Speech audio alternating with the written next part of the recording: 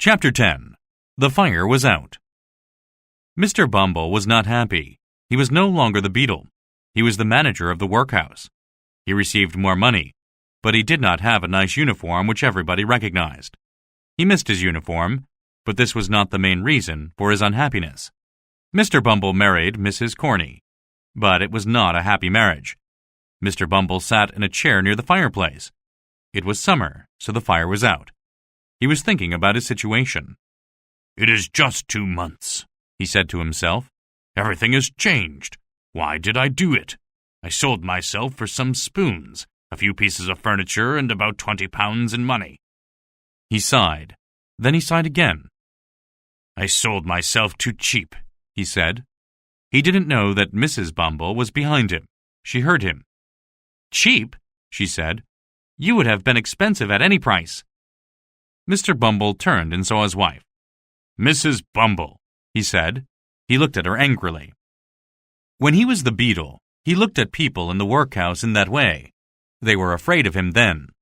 He expected that Mrs. Bumble would also be afraid. She was not. She laughed. Mr. Bumble was surprised. "Are you going to sit there all day?"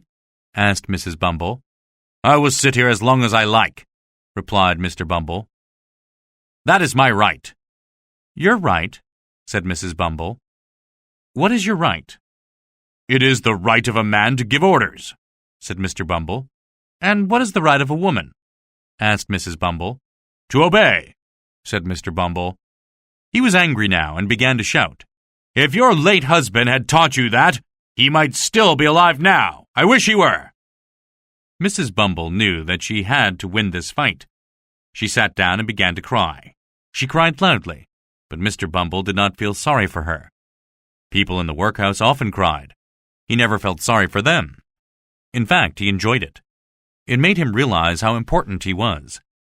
"Crying is good for you," he said. "It washes your face and makes you feel better.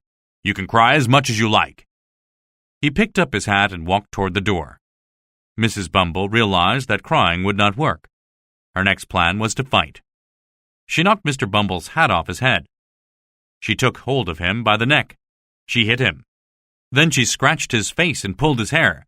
She pushed him onto a chair. "Tell me about your right again," she said. "Get up and get out and do something useful," she shouted at him. Mr. Bumble picked up his hat and looked at the door. "Are you going?" she asked. Yes, I am, my dear," he said as he rushed out. He walked around the workhouse. He tried to look as important as he could, but it was very difficult. He didn't have a uniform. His face was scratched, and he could not forget the fight with his wife. Then his situation became worse. He heard some women in the workhouse talking and tried to stop them. His wife heard him. She told him to leave them alone.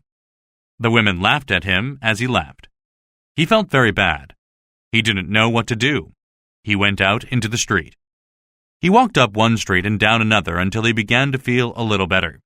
He began to feel thirsty. He came to a hotel and looked through the window. There was only one man in it. It began to rain, so he stepped into the hotel and ordered a drink. The man in the hotel looked at him, and he looked at the man. He was a tall man and wore a long coat. Mr. Bumble thought he came from far away.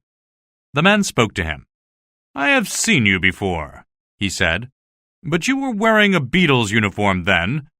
Aren't you the beadle?" Mr. Bumble was surprised. "I was the beadle," he said, "but now I am the manager of the workhouse." He began to feel important again. "Good," said the stranger. "I came here today to look for you, and here you are. You have found me instead. You can help me." He bought a drink for Mr. Bumble and gave him 2 pounds. Mr. Bumble was surprised again. "How can I help you?" he asked. "About 12 years ago, a boy was born in this town. He worked for a coffin maker but ran away to London." "Yes," said Mr. Bumble. "You mean Oliver Twist. I remember him. He was a bad boy." "I don't want to hear about him," said the man. "I want to know about the woman who helped at the birth. Where is she?" "She died last winter," answered Mr. Bumble. The man looked disappointed. "Well, it doesn't matter," he said. He got up to leave. "Wait," said Mr. Bumble. "I know the woman who was with her when she died. I know the old lady told this woman a secret. I don't know what the secret is." The stranger was very interested. "How can I talk to this woman?" asked the stranger. "Only through me," replied Mr. Bumble. The stranger told him when and where to meet him the next night. He wrote the address on a piece of paper. He was very excited. "What is your name?" asked Mr. Bumble. "Monks," replied the stranger as he walked quickly away. The next evening, it was raining when Mr. and Mrs. Bumble walked onto the street. They were dressed in very old clothes. Nobody would recognize them. They walked through the streets toward the river. It was one of the poorest parts of London. It was very dirty. Mr. Bumble stopped to look at a piece of paper he had in his hand. They walked on. They stopped again.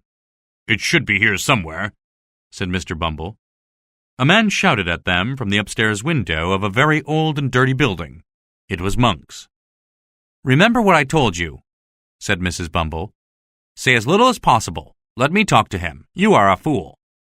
Monks opened the door. There was a loud noise of thunder, and rain began to fall very heavily. They went in and followed Monks up some stairs to a large empty room. At one end of the room, there were 3 old chairs and a table. They sat down there. "Is this the woman you spoke about yesterday?" Monks asked Mr. Bumble. Mr. Bumble did not get a chance to answer. His wife answered for him. "Yes, I am," she said. "I was with the old woman when she died and she told me her secret." "Then the first question is, what did she tell you?" said Monks. "No," said Mrs. Bumble. "That's the second question. The first question is, what is it worth?" "It may be worth nothing. It may be worth 20 pounds, said Monks. "I won't know until I hear what it is." "Give me 25 pounds, replied Mrs. Bumble, "and I will tell you." Monks was annoyed and tried to argue with her, but he finally agreed.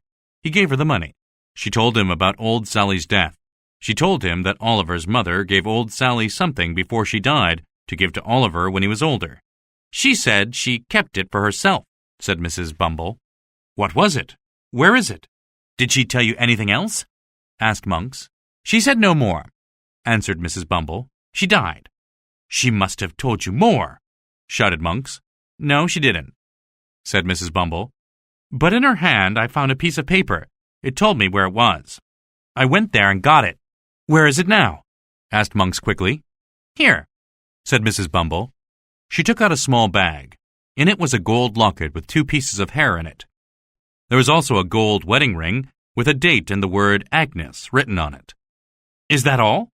asked Monks. "Yes," replied Mrs. Bumble. "Is it what you wanted?" "Yes," answered Monks. "What will you do with it?" asked Mrs. Bumble. "Can it be used against me?" "Never," said Monks. He opened a trap door in the floor. They could see the cold, dark river under them. Monks took the little bag, put a heavy stone in it, and dropped it in the river.